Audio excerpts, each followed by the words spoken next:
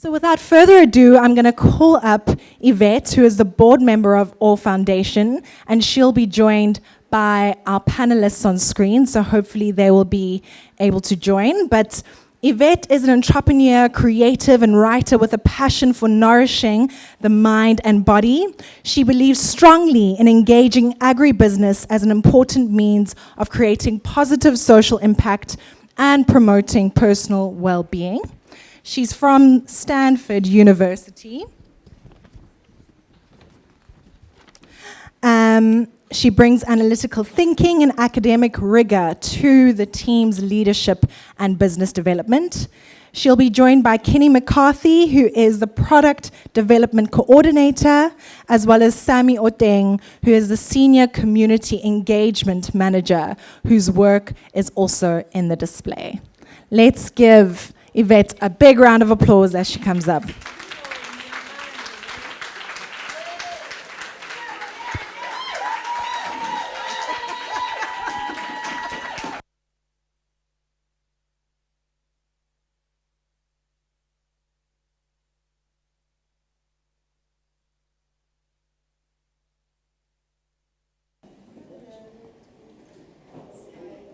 Hello, there we go, perfect. Great, thank you for inviting me. Thank you to Twig, thank you to the Africa Textile Talks. I am actually one of three. I was fortunate enough to be able to travel here from Accra, Ghana. Unfortunately, my two team members, Sammy and Kenny, weren't able to travel here.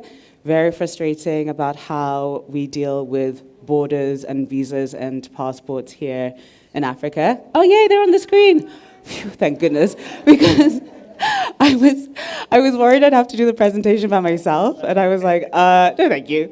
They're brilliant. So they're actually going to start the talk first. But yeah, we're all here representing the OR Foundation, and I'll be here to answer your questions live and talk a little bit about my participation, and they'll start talking about generally what the OR Foundation does. Sure.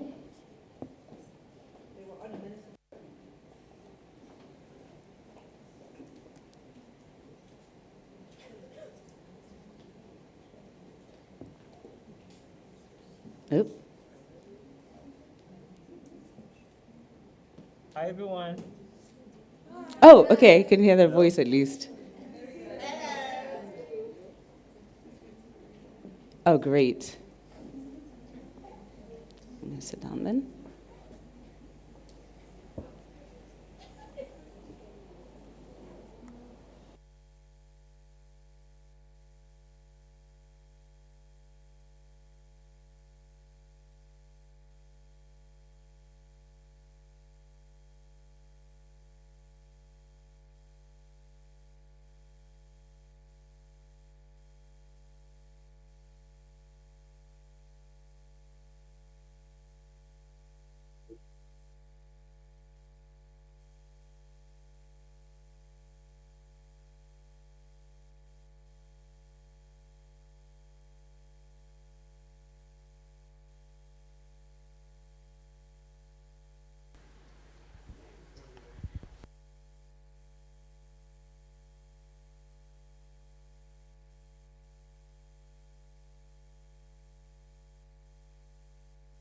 Hi guys, you can present to us. Hi. You can go ahead. Yeah, you're live. Okay. Hi, everyone. My name is Sammy Oteng. I am the Senior Community Engagement Manager at the All Foundation. And this is Kenny McCarthy. I'm the Product Development Coordinator at your foundation. Yeah. We were all supposed to be with you right now in Cape Town, but unfortunately, we couldn't make it because our visas didn't make it in time, which is very sad if you think about how, we're all trying to connect and move things forward, but simple things as in crossing borders within a continent becomes such a huge problem or a huge setback. I don't know if you have the presentation on already, or I need to share my screen. To share your screen, please. But okay, great.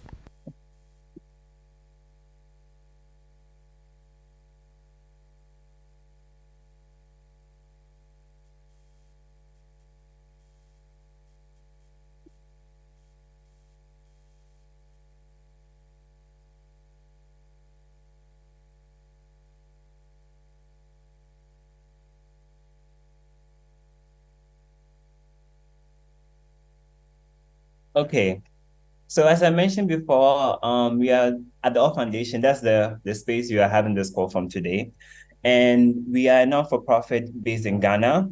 And we work in the intersection of education, environmental justice, and fashion development.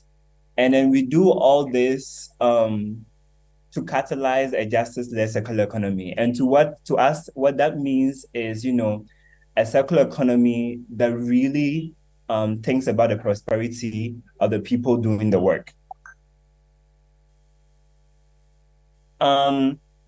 We've been speaking about circularity a lot, and then it's the conversation that has been going on for quite a while now. But for most people, when we talk about circular economy, what people are usually talking about is to how to keep materials and products circular. But at this point, what we are looking at is that the people and the human labor that is behind the product, how do we make sure that these people are also being taken care of? So the community that we work with is the Kantamanto market, which is the largest reuse and upcycle economy in the world. So the image you see on the screen now is an aerial shot of Kantamanto, but it's so big it doesn't even fit in the shot. So the market is divided into two sections. It has the retail section and then the upcycle section. And then the importer section. So this image that you see is an image of You're not seeing your presentation, so the screen sharing. Yeah, if you can share your screen again. Okay.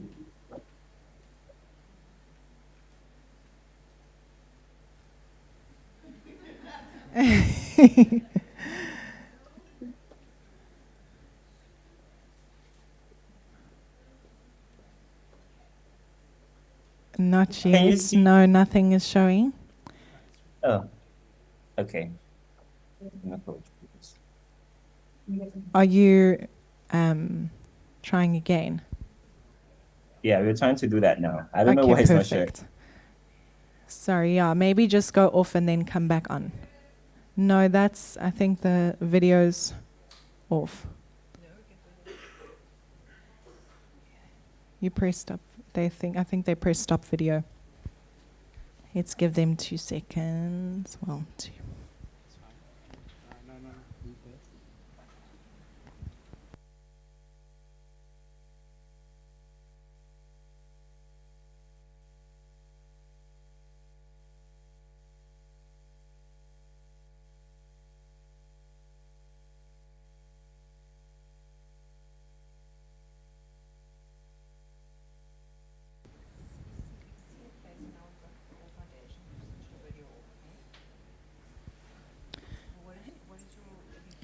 Sometimes it's the bandwidth, trying to share screen and present at the same time.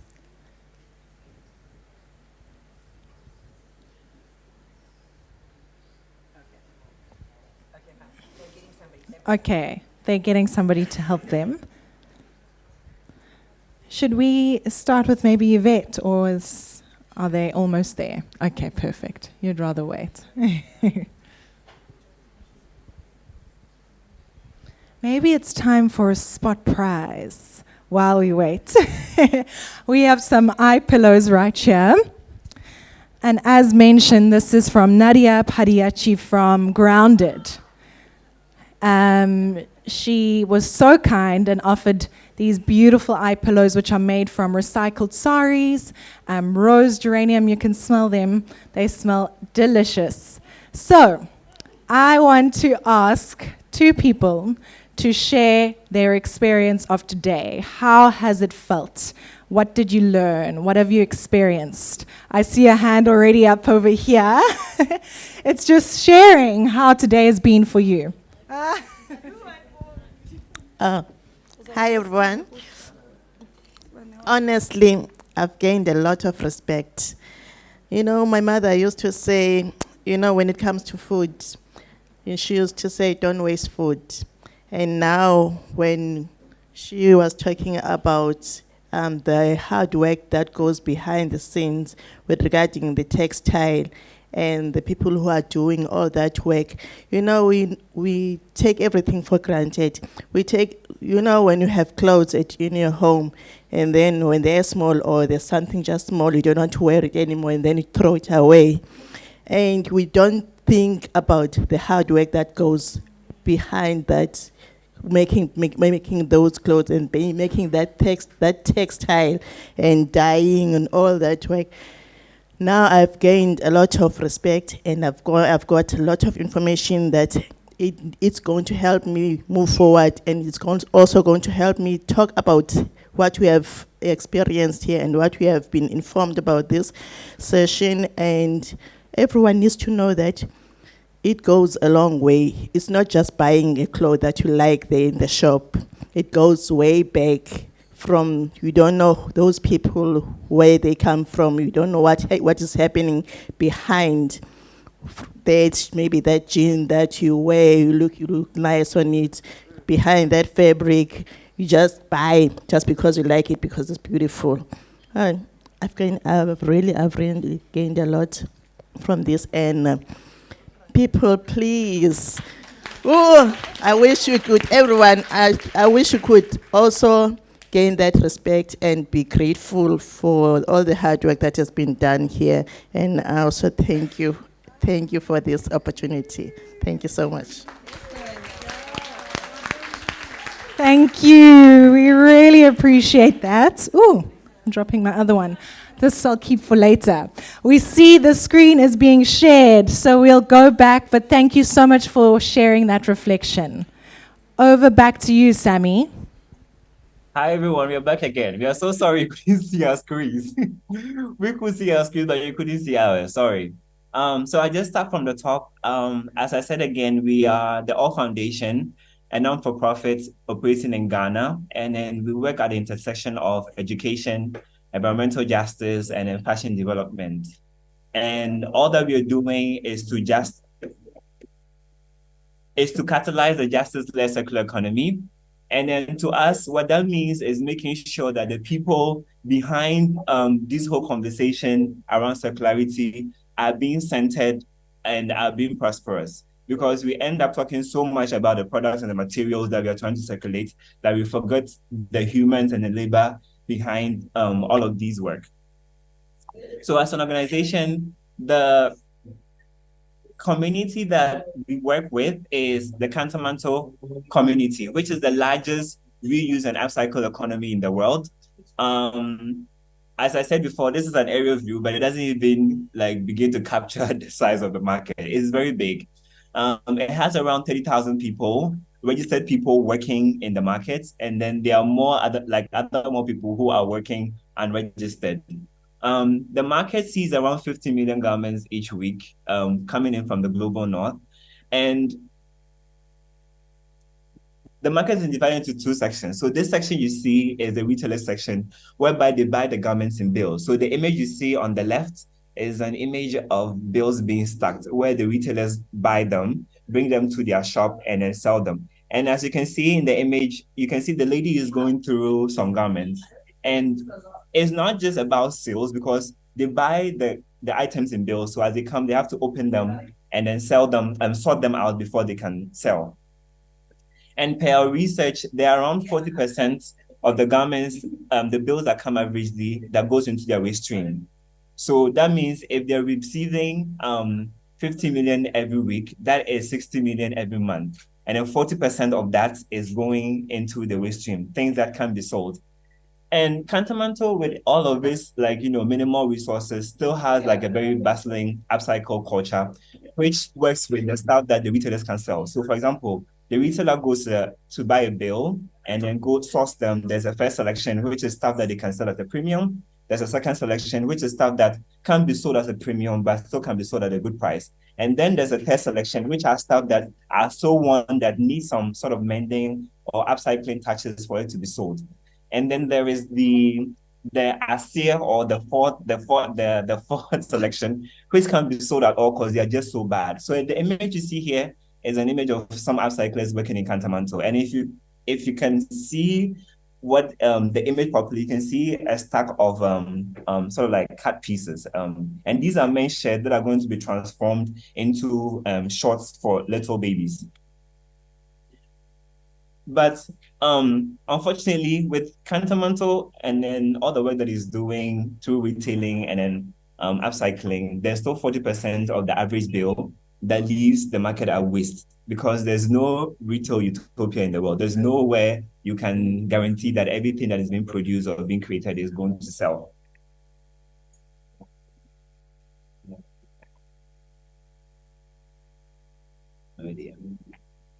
I don't know if you guys can see a video on your screen now. Yes. But the video you're seeing is where the clothing go when they can't be sold. The 40% that, the retailers and then the upcyclers can work with, this is the places that they end up. And then we all know clothing and then beaches, they are not synonymous. You would expect to find sand on a beach, not, this soup of fast fashion waste. And all the garment that has come in that can be sold. You also find some of these garments that left Kathmandu as waste in places like this, which are illegal dam sites because the only working sanitary landfill that was created in Ghana lived short of its time because of the amount of synthetic fast fashion waste that was being dumped into it.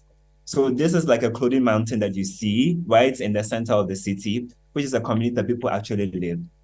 But unfortunately, because people who are doing this are not held accountable, it is also being used as a weapon to disenfranchise people living in these communities.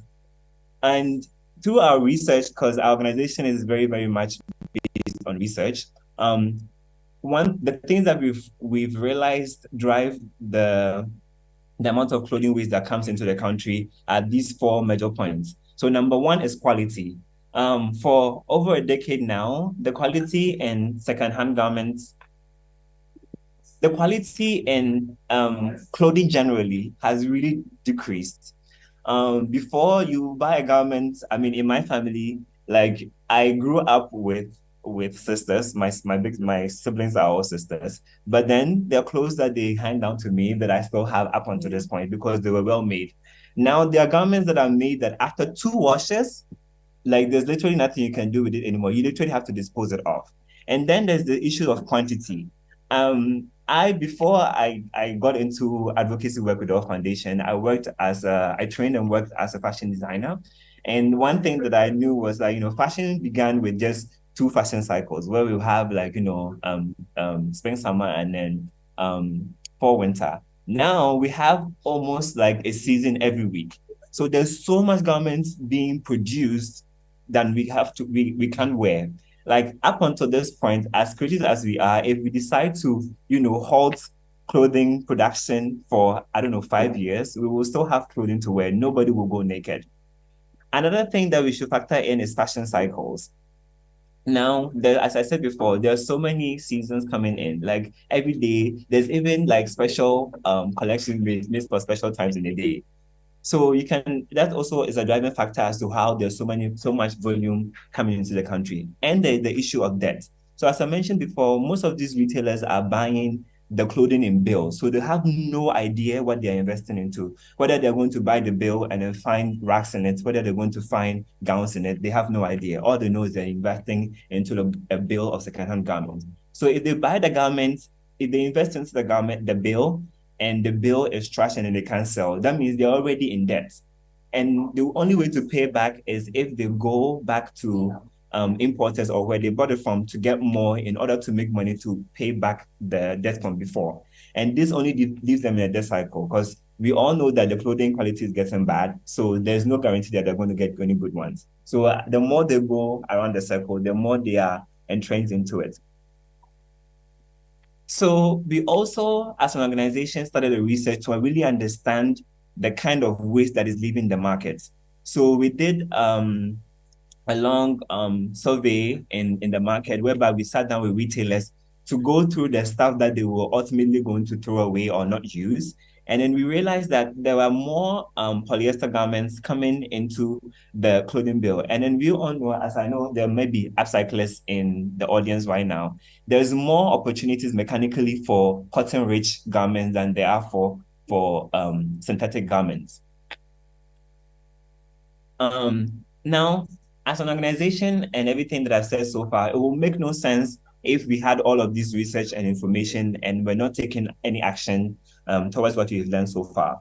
So one of the things that we initiated was Oboniwa October. I don't know if the video is playing. It's not playing from this side, so I'm only assuming it's not playing from your side either.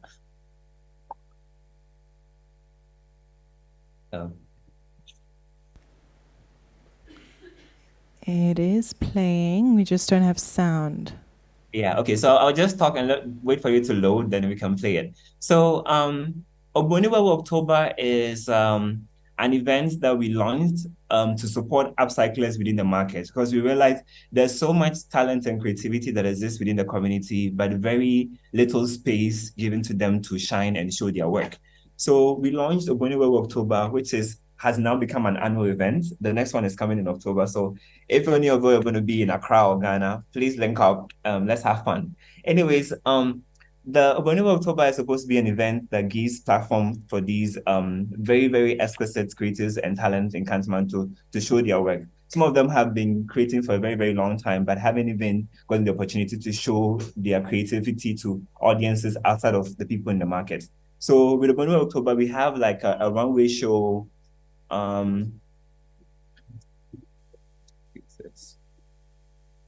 Yeah, we have a one-way show and a pop-up shop whereby these designers can come and show their work.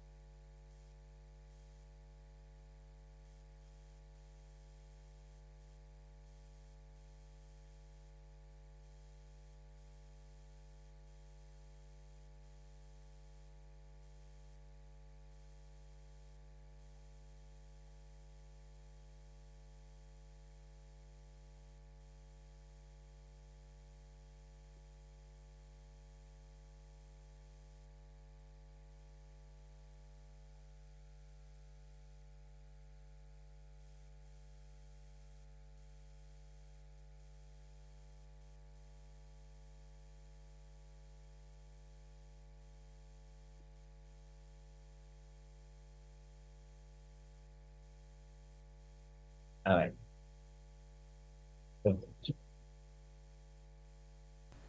Lovely. Great. So that was a beginning of October. Another initiative that we have is a Kaya program, which we call the Mabugu program. So Mabugu stands for sisterhood in the Dagmani language in Ghana.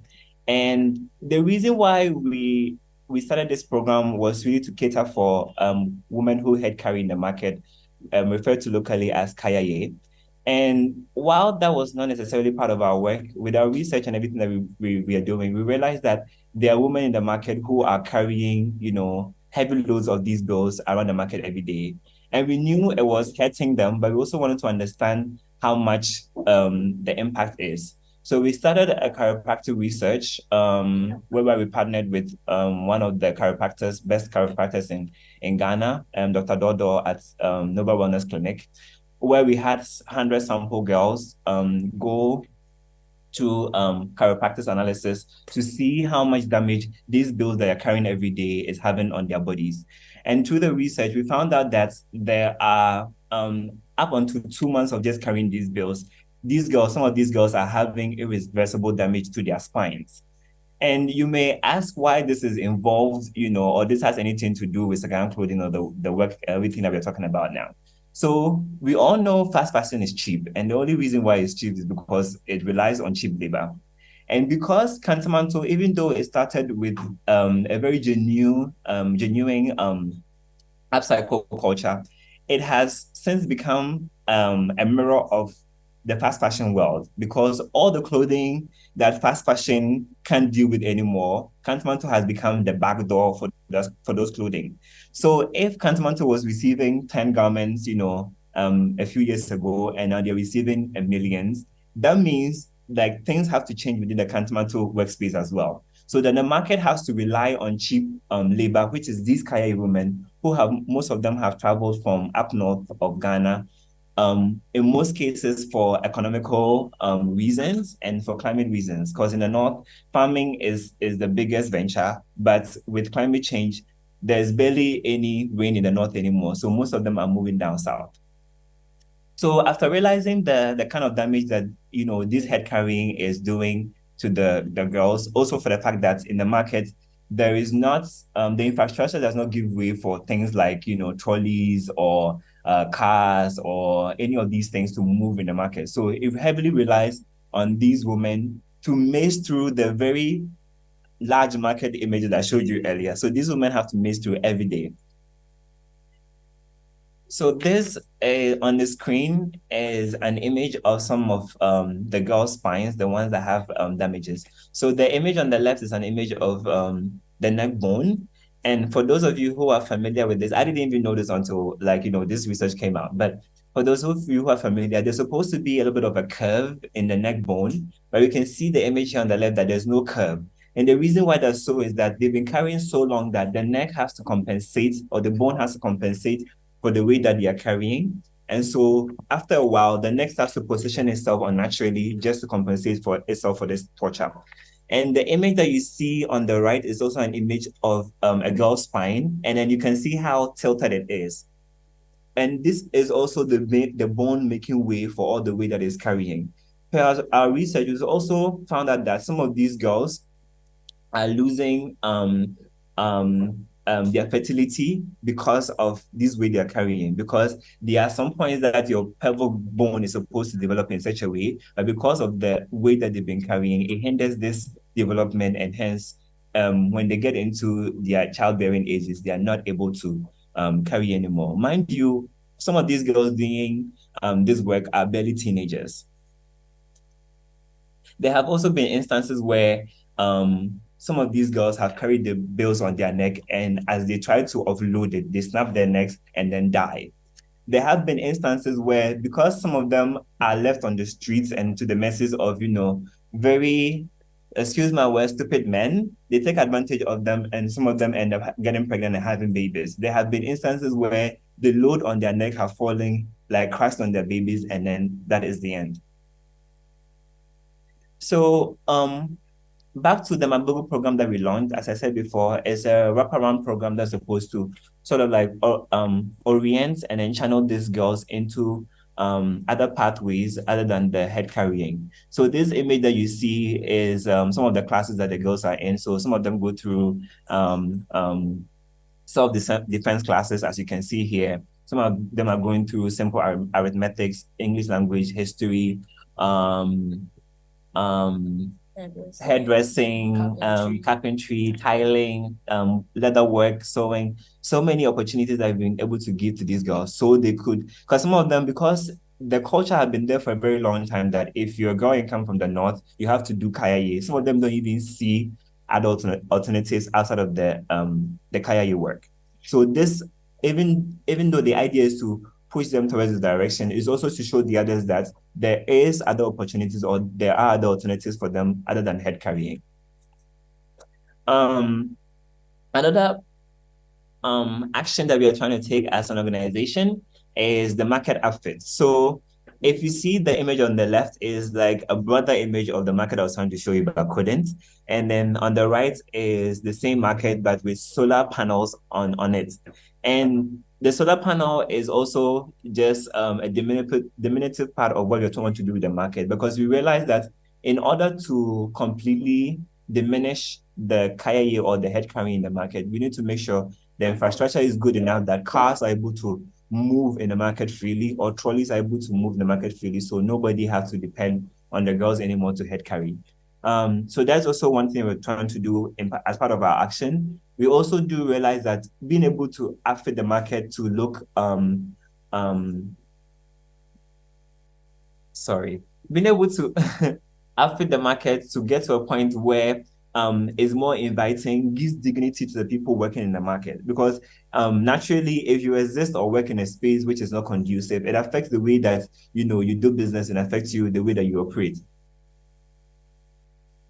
We also launched part of our actions. We also launched our secondhand solidarity fund, which is a fund that we put 500,000 USD to support retailers and community members in debt and crisis relief. As I mentioned earlier, there's so many people who are doing this work and the only thing they're getting back is just debt. So this fund is there to support community members directly in debt relief and crisis relief. In the last 3 years, there has been 2 major fires in the market, which literally gutted down entire sections of the market space. But through this fund, we're able to support community members for them to get back into their business within a couple of days. We also have business remodeling programs under the Enhanced Solidarity Fund, whereby because we know some of them have been in the business for a very, very long time, they have been doing things in the same way. So this business remodeling program helps them readjust their business modules so they profit more. We also have non-extractive investments in this fund, whereby we set up loan programs where people can take money and invest into their businesses without any, with very, very little or no interest. Because the way that it has been, the retailers go to the bank and then the lowest or the minimum interest they get is up to 35%. That is the minimum. So imagine you're barely making any profit and you go for a loan and then the interest is set at 35%. That is crazy. So this is also part of the work that we're doing. And I think this is more of Kenny's space. So Kenny will take on from now. Okay. Hello, everyone. Again, my name is Kenny McCarthy. I'm the Product Development Coordinator, and I work between 2 departments in the All Foundation, which is the Material Research and Development Department, and then the Community Business Incubator. I'll start with the first one. So the All's Material Research and Development Department's work is focused on keeping waste material in circularity and or finding good end-life pathways for them that don't hurt the environment. And so far, we've come up with a number of products that are simple, very simple DIY things that anybody can do to like join in the solution and then help with the problem with fast fashion that we have. Some of the products we have are woven mats made from strips of material, woven furniture, mops, re-roll, which is a new roll of material created from small sections of old roll. So for example, if you have a t-shirt that has like a hole in it or a stain somewhere, you still have material around that t-shirt. So we cut off parts of that and then put it together into a new roll that can be used for different things. I think Sami has very nice trousers made from re-roll. They are hand sewn and hand embroidered tote bags and also fiberboard. Okay, so I'll talk about the mats and then the fiberboard, the mops and the fiberboard. These 2 products have gone through or are in the product development stage. The mops that you see on the screen, on the right side of the screen, is made from old cotton t-shirts. We work in cycles, and currently we're using cotton t-shirts because t-shirts are very easy to upcycle. They don't have as many parts. They don't have the buttons and the different, complicated seams. And so we decided to start from there. What we do is we buy the acier. Sami explained the different categories when you buy a bill. You have first selection, second selection, third selection, and you have acier. Acier is what they can't sell. That's what you see on the beach, or that's what you see in the landfills. That's what you see on the streets sometimes. So we buy these cotton t-shirts from the retailers. And I'm stressing on buying because we're trying to help alleviate some of the economic stuff that the retailers are going through. And we're also trying to change the system from the debt that he mentioned as the first 4 things that have caused this thing. So we buy the t-shirts, cut them up into strips, sew the size for some of them, and then assemble them into the mops. On the right is Latifa, who was also a former head career and is in the Mabilgu apprenticeship program. So we have some of the apprentices who work with us to learn how to make the different products and learn business development skills with us, so that eventually, if something like the mop production becomes a business, they can take this business up and then run with it and make a living out of it. Yes, also the head part of our mop is made from recycled plastic as well, and the handle is made from neem. Neem is an overabundant species in Ghana, so we are sure that we are not harvesting wood from any endangered species. Now on your screen is a table made from fiberboard. Fiberboard is made from shredding the cotton t-shirts into like tiny little pieces and then mixing it up with the binding agent. There are different methods. Some of them are the hot press method, or putting it into an oven to dry and cake up into these boards. We have been experimenting with different recipes and different processes. In keeping with thinking about our environment, we decided not to go for binding agents that cannot decompose. And so we've been experimenting with stuff like cassava glue, stuff like citric acid, keeping it all natural so that at the end of life of this product, it can go back into the environment. Fiberboards can be used for tables, like you can see here, for panels, for soundproofing panels, for art fixtures, etc. And it is one of the exciting ways that we are trying to keep material in circularity. So far, we've been able to divert over 20 tons of material, waste cotton, Asia t-shirts that could have ended up at the beachside or somewhere where we don't want to see it. And those have now become mops that people are using, and fiberboard that is all around our office, actually. Yes. Okay, so what you see on your screen now, the very hot pink machine is our baler, and then on the side are bales that were made in our warehouse space. This baler was built in Galloway, which is a metal market right behind the Kantamantu market that also has a lot of creative people who have expertise in engineering and other things. And so this machine was built here. This picture also shows t-shirts that were gathered for the fiber to fiber pilot. What the fiber to fiber pilot aims to do, we partnered with other people. We're trying to revive the local textile industry in Ghana. So we are partnering with some of the local textile people to remake fabric or material from the old fabric. So like you have cotton t-shirts here, we're going to pull them apart, make new thread out of it from the old cotton, and then weave that into something else, whether it's another top, whether it's, we have these smocks we call batakari here, fugu, which is a very interesting thing. Now, so that's all on the material and research and development side. We also have the community business incubator. And what the community business incubator aims to do is to provide support to upcyclers and retailers in the market, businesses that are already established, as well as whatever businesses might come out from the products from the material research and development lab. In the picture on the right, you have some Mabiobu apprentices who were in our space for a while to learn remanufacturing skills, to learn basic development skills before they are placed in other apprenticeships. On the right-hand side is a picture of a tote bag that was hand-sewn by these apprentices and hand-embroidered. It's probably my favorite product because it's very easy to carry around and it's very useful.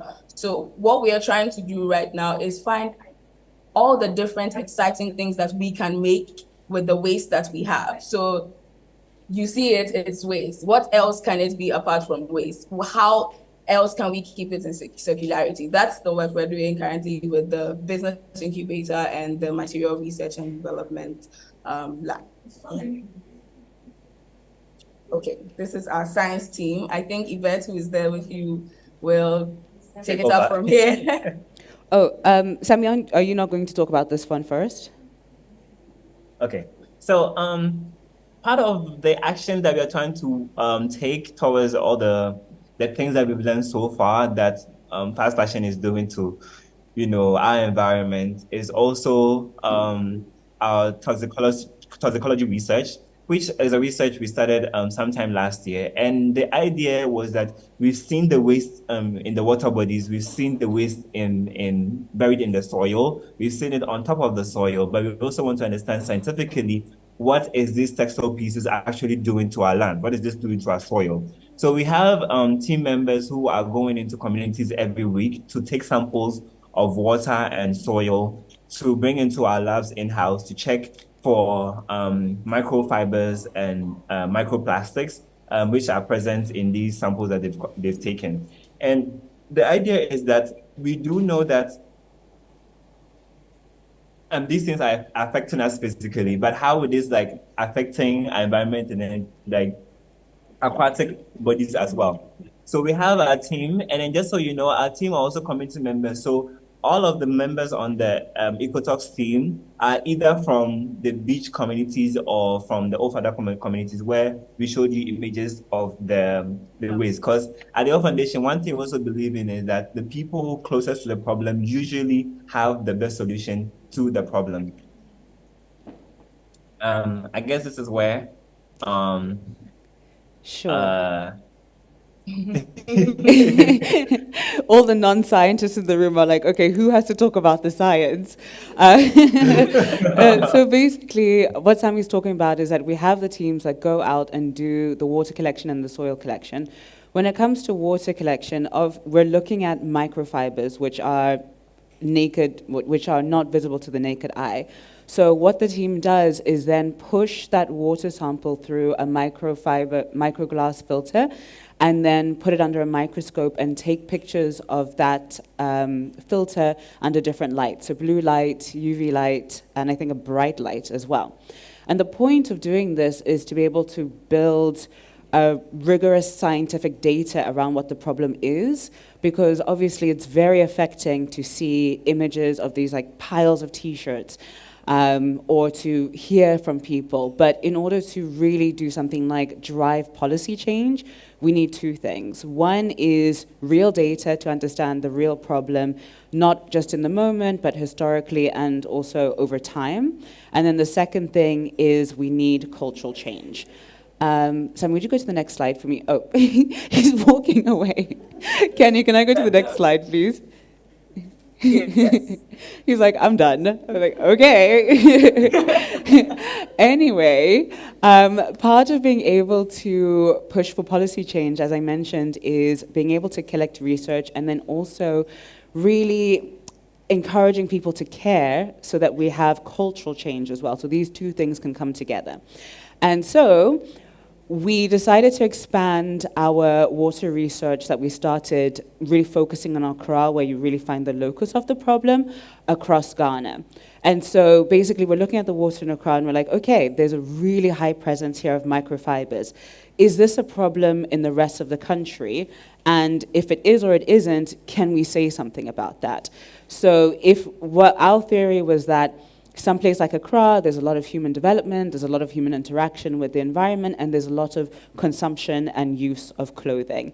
So what we were expecting to see, what we're hoping to see, is that in places that are less developed, we're going to see a much less presence of microfibers. So we initiated a project called the Agbechi Living Water Expedition, which was a swim and research expedition. I'm getting to the very exciting part, but first, it essentially involved taking water samples and air samples during a journey down the Volta River. So for anyone who's not familiar, the Volta River is the most important internal waterway in Ghana. It's got spiritual significance, it's got significance in terms of trade. If you've heard about the Akosombo Dam, I think it's the most important dam that's producing electricity for Ghana. So it's really important in all these different ways. The river itself, the river system is really important. It also traverses almost the entire country. So it goes from the northern region all the way down to the south. And to make it especially interesting, I decided to swim down the Volta River. And so we, over the course of 2.5 months, a team, including myself, journeyed down the Volta River, collecting water samples, collecting air samples, and really just talking to people that we encountered along the way. Next slide, please, Kenny. Yes, so there on my right is me swimming in the water. Not all the water looks like this. This was right at the top of the Volta River, and it's the black Volta because it's like super muddy, there's lots of sediment. So it's not actually from pollution, that's just the way that the water looks at that part. And along the whole route, as I mentioned, you can see this is us from our research trip. The assessment trip before the main expedition where we would take water samples that we would later test in the lab. Next slide, please. It's really interesting. So as you can tell, I'm like, oh, I did this swimming thing. It was like 40 days of swimming. Yeah. It was, so I swam 450 kilometers down the Volta River, yeah. It's funny. My friends get annoyed with me because I really avoid saying the distance because I'm like, it's not just about the swim, it's about the research. But it was a really long way. It was extremely difficult. I trained for about 7 months to be able to do it. So yeah, it was very hard. But it was absolutely beautiful. It's so gorgeous. We have this incredible water. And I think for me and for many other people, that was what was so important. It's very honestly depressing if we're only looking at the problem, if we're only looking at kind of like the end of what's happened, and it's not necessarily very empowering. Whereas journeying down the Volta River, and we got a ton of photos, a ton of video footage, was so encouraging and inspiring because it really helped us feel that there was still an opportunity for us to enact change. And also, as you can imagine, everyone's really excited about a swim, especially in Ghana. Swimming is not really a recreational activity. And so people, and also, first of all, I think I always look a little, different. You can't see, but I have a ton of tattoos as well. And so people are just like, who is this being in the water? And it's a great conversation opener, not just for new crowds, but even in Ghana, people are like, who are these people?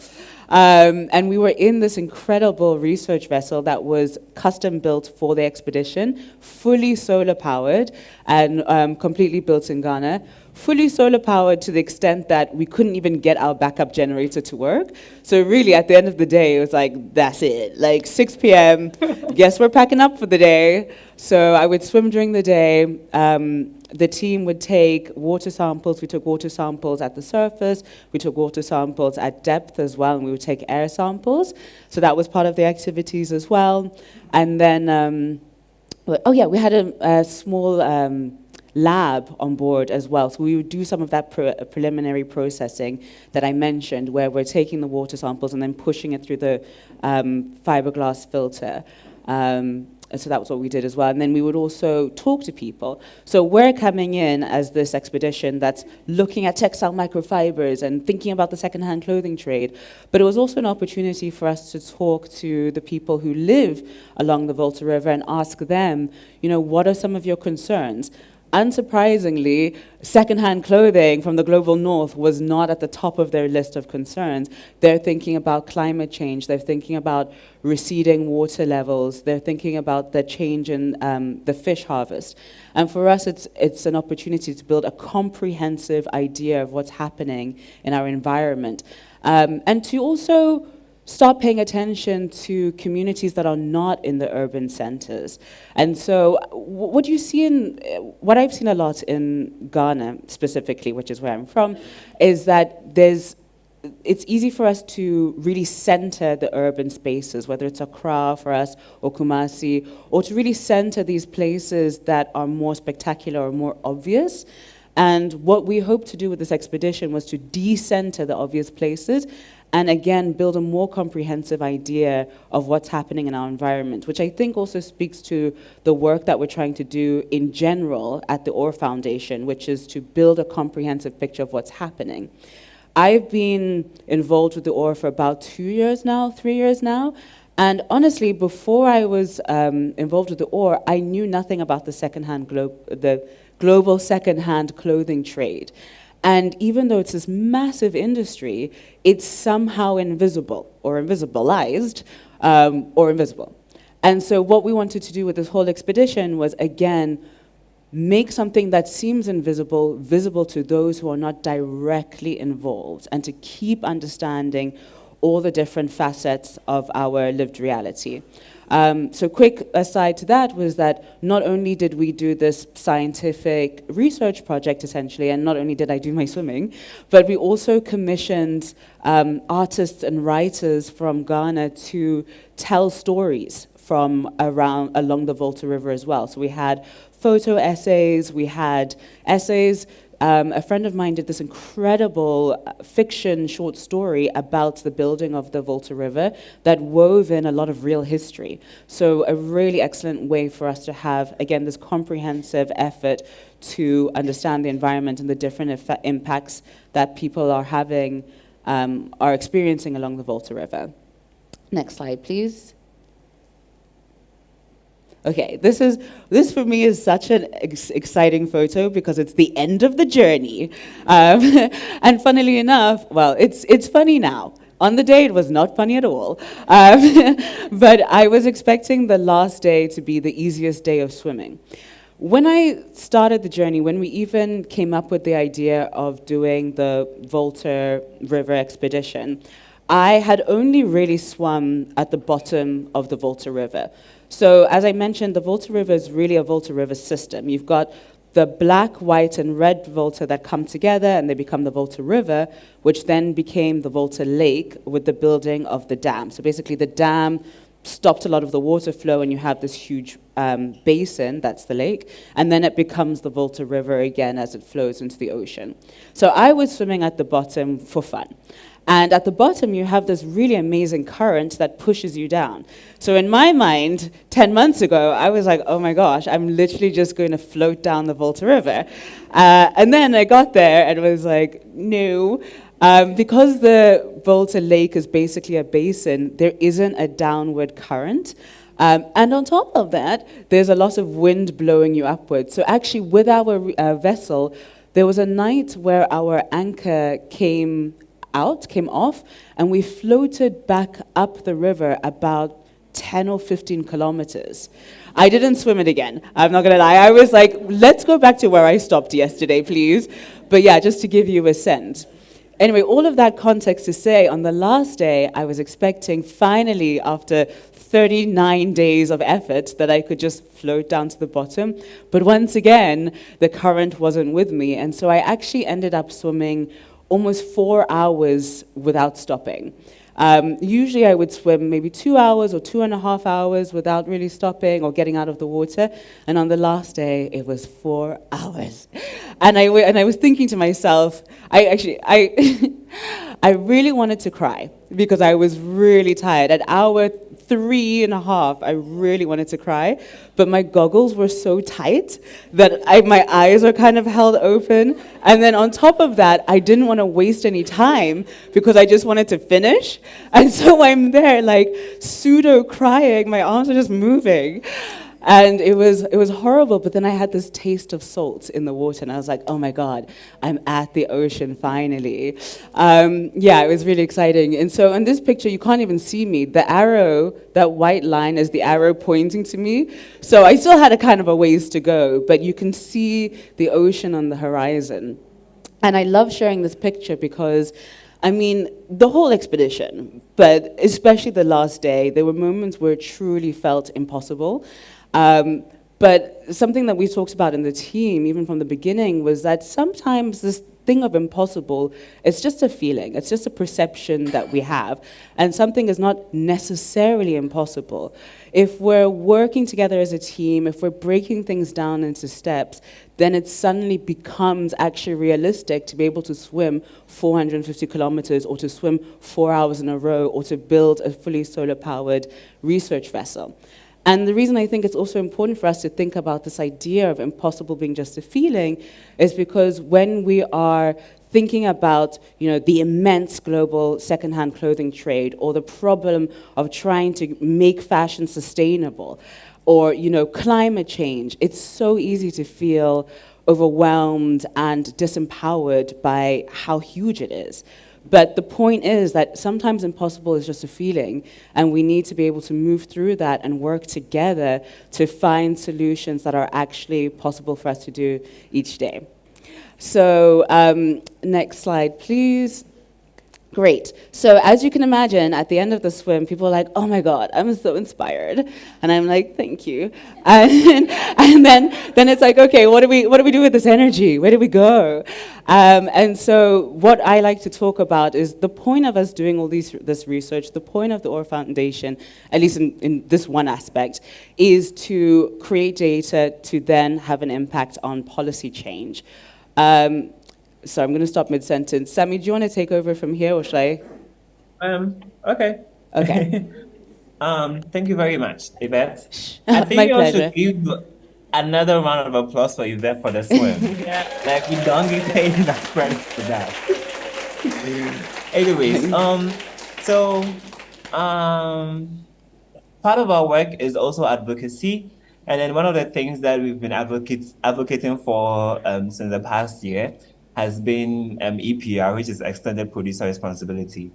And what this means, or what this policy is I'm pretty sure some of you may be familiar of EPR in other industries, because it exists in so many industries, but doesn't really exist in fashion just yet. It's yet being adapted. But the way this policy works is that, producers within industries will pay a tax or an amount to a government or the authorities, which then will be used to manage their waste post-consumer use. For example, I make a garment or I make something, Kenny buys it, then Yvette, being the government or the person or the authority, takes money from me, so like they can manage it after Kenny doesn't want the garment or the product anymore. So it's something that we've been advocating for, because as of this now, it's only France that has that policy, and the other EU member states are trying to adapt this policy as well. So is the UK, and then the US, and eventually everywhere else where clothing are being made and sold. But as this right now, the way that the policy is built is such that the money is being taken in these countries, the clothing is being shipped to places like Accra and in Cantamanto, but then the money stays in, like, the place of origin. So France, for example, is taking all of these monies to support textile waste management, but unfortunately, the money stays behind, and the clothing, 15 million of the clothing comes to us every week. So basically, what EPR stands for is extended producer responsibility, and is a form of product stewardship that extends the producer's responsibility for the product to the post-consumer stage of a product's life cycle. And what we are calling for with this policy is that, number one, it becomes internalized cost of waste management. So France, until very recently, had their policy and then their tax on these EPR very low, that it was just a few pennies. And what we are calling for them to modify with these policies now is that they make it in such a way that the cost and the taxes that they are taking from brands is able to manage the cost of waste management on the ground. So if people in Cantamanto are spending money to pay for storage, to pay for electricity, to pay for, basically everything that they do to perform the work that they're doing, that means whatever taxes are being set to pay for that waste management should match up the amount of, investment that is being made on the ground here in Accra. Number two, it should be globally accountable. As I mentioned earlier, the way that the policy is being built or is developed now is such that the money only stays in the country where it's being collected. So if it's France or anywhere else in the world, in the EU, they take the money and then it stays there, whilst the clothing that they are going to use the money to manage is being sent to other countries. That is what we call waste colonialism. And another thing we are calling for, the third thing we are calling for, is production volume disclosure and drive reuse targets. So, I mean, I'm pretty sure there are a lot of, fashion people and fashion experts, industry experts in the audience right now. But as as we all know, nobody can really give like a small variant figure on how much garments is being produced in the world. Nobody knows. There's always a figure being given as 50 billion to 150 billion. Look at that huge gap. That means we still don't even understand the size or the magnitude of the problem that we are even dealing with. So one thing we are calling for is that all brands out there will make their production volumes public. And that ways we can also drag it down. So if you're making 1 billion garments a year and you're only selling half of that, why do you have to make that much? So that's also one thing we are calling for, such that production volumes are being made public and then they are being said to be reduced. So, in view of that, you can read more on everything that I just spoke about, which is the Stop Waste Colonizing campaign that we launched. And this whole idea is to push for EPR, or extended producer responsibility, policies to be globally accountable, such that wherever anybody is sending their clothes to, whether in Accra, whether in Nairobi, whether wherever else in the global south, this money is being paid to the people on the ground doing the work. To read more on everything that we just shared so far, you can go to these links, Instagram accounts, and also the or.org, which is our official organization website, and then stopwastecolonialism.org to learn more about the campaign we've launched on EPR and then how to support. So if you go on the website, there is a few things that you can do. I know in the audience there are brands. We have a form there where brands can endorse the campaign, because we feel like, I came from a design background before I entered into advocacy work. So I still very, very much believe that fashion and people within fashion can make major change. Look at how beautiful we make the world. So what else can we do? So please go to these websites and then read more about our work and see how you can support as well. I guess we will give space for questions now, if Yvette and Kenny doesn't have anything else. That was phenomenal. Yo. I'm blown away. Thank you. Let us, already hands are up. Let's go to some Q&A. So right at the back, we'll start back and then I'll move my way forward.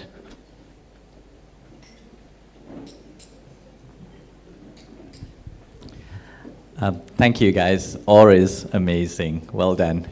My name is Jesse Naidu. I represent Clothes to Good in South Africa. Whoa. I want to talk to you. Okay, so whatever I want to talk to you too. Yeah. whatever you're doing, whatever we're doing, you're doing it 1,000 times more. So well done. Yvette, just for you, on the microfiber side, you said there was research that you've done on high-end areas and lower-end areas. And I just wanted to know what was the result of that. Yes. Did you see a difference or not? Yes. We understand now that 60% of our, or plus minus 60% of our clothes is plastic. So every time you're washing your clothes, you're killing the planet. And I heard there's certain countries that are saying that breast milk is not good because it's gone so bad that you actually are infecting your placenta, and it's actually infecting our bodies. So I'd really like some more information on that. Sure, thank you. I have to give a half apology, or a full apology for a half response, because we collected over 100 and something samples. So all of those samples need to be processed with that preliminary processing through the fiberglass filter, and then they have to be photographed by under the UV and the different lights. And then 3 different people have to actually count I was going to say by hand, but with their eyes, each individual microfiber or microplastic. So it's really all to say that's a very long and laborious process, and we want to make sure that the research that we put out is, I always use the word rigorous. And so what we're actually hoping to do is to put out the research as a paper, and hopefully a documentary, on the anniversary of the start of the swim. So that is March 2024. So we still have a couple of months. But what I can say is that from the research that we have in Accra, if you were to take fiberglass filter of water that's supposed to be clean and clear, you shouldn't really find any microfibers, but maybe you find like 5 parts per million. Whereas what we're seeing, what you saw in that, it's going to be a long story to bring the image back up on the screen, but what you saw was that there was like almost this like beautiful starry night sky. And all those stars are microfibers and microplastics. So you can imagine how long it takes as well. So it takes one person sometimes around 3 hours to count all the microfibers and the microplastics. So it's a lot of work, and unfortunately it's a big problem in these urban spaces. In terms of my anecdotal experience from swimming along the river, I have to say it was really encouraging. Well, first of all, in terms of various diseases and viruses, I didn't get any, which was great because actually a lot of people were concerned about that. And I was like, no, I end up drinking this water every day. So far, so good. But genuinely, the water seems quite clean. And as I was saying in the presentation, it's very encouraging. We did 2 trips, actually, the full expedition. But before that, we spent a week very quickly going down the river just to get a sense of the expedition. And on that expedition, we stopped on one of these remote islands in the middle of the lake. And on that island that is uninhabited and very far away from any other pieces of land, we found discarded T-shirts. And basically any T-shirt that's not produced in Accra, which is most, comes through Kantamanto. That is where clothes come in, secondhand clothes come into Ghana. So you can imagine that the clothing has traveled from its point of origin, which might even be like Sri Lanka or China, gone to the global north, been sold there, been collected, and then traveled all the way to Ghana, come into Accra, and then because there's an internal trade as well, being sold and traded inside the country and gone from the south of the country up to the top of the country, and then is coming back down again on maybe the clothes of fishermen. There's also just general transport that happens on the lake as well, on the lake and the river. And so then you also find that maybe it's from that. But anyway, all to say that we're really finding secondhand clothing all over the places and in places we would not at all expect it. Thank you. One more question. And while we looking for that question, there's a desperate plea, Sammy, to put back that slide with all the contact details, that last slide that you had. Please, can you put it back up? It was too fast and people couldn't take the pictures and they can't follow up. So while I'm looking for the last question, there we go.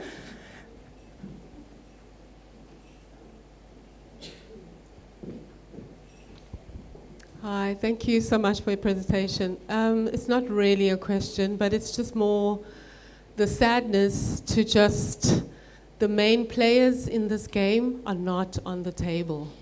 I know H&M came and talked about what they're doing and, but it's like, it's again, this whole thing, I'm going to be a little bit rough here. It's like, let's just ship everything to Africa and the blacks will deal with it. And it's just for us to be aware around these exploitative ways that the North, the West have employed all over the world to just make your business honest. When we're talking about transparency, it's just being honest about what you're doing, what are you putting here, just that basic human honesty. And I know that business is cutthroat and people have a lot of pressure to make money, and so obviously that's why business is the way that it is, extractive and etc. But this is just not on, we can't have that. And it's like, and it's not enough to see those images, they still need the data. It's like, really? Anyway. Right, yeah. Okay, so I guess thank you so much for that point. And actually, what I wanted to say to wrap up before we get in trouble for taking too much time is, as I was saying in the presentation, like the point is there's not enough transparency, there's not enough attention, and sometimes it's not people's fault. So what we're really trying to do is bring attention to this issue. And again, you can all help us. You can help us do that by telling people about the OR Foundation, telling people about the global secondhand clothing trade. If you're a brand, I'm going to say it again, please consider endorsing the position paper, which is what we're using to drive this call for globally accountable EPR. And there's also a petition, so whether or not you're a brand or a huge business, if you're just an individual, you really can still be a part of the efforts by signing the petition and or just following one of our many Instagrams and just telling people about the issue as well. Sammy, we'd love to see you in full view again, so you can stop sharing. I'm sure everyone's got the picture. Oh, we are so appreciative. Thank you so much, Kenny, Sammy, Yvette. We are blown away, and we'll definitely be signing up and petitioning alongside with you. Before we Thank you get very much for to having us. Oh, thanks. Our next final presentation, I want to ask, what action are you going to take after this? So who wants to share?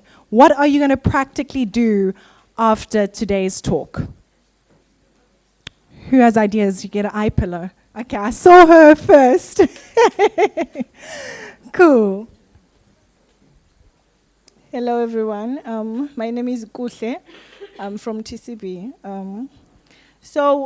What I've learned here today is much more than I expected. I've learned mostly about organics and inorganics that I knew there was before, but the insight that I've gained today, I'm going to teach. I already have a reading club for girls in my community, Mfuleni, which is a needy community. So I started this reading club for girls, and I'm now starting a sewing project, which I would like to do an exchange program about the sewing. So I'm going to be giving more information about what I'm learning here, and I'm going to learn in future. I'm going to be giving that information to the girls and more people that are needing that information. Thank you very much. Thank you. That's incredible. This knowledge sharing that we've been speaking about all day.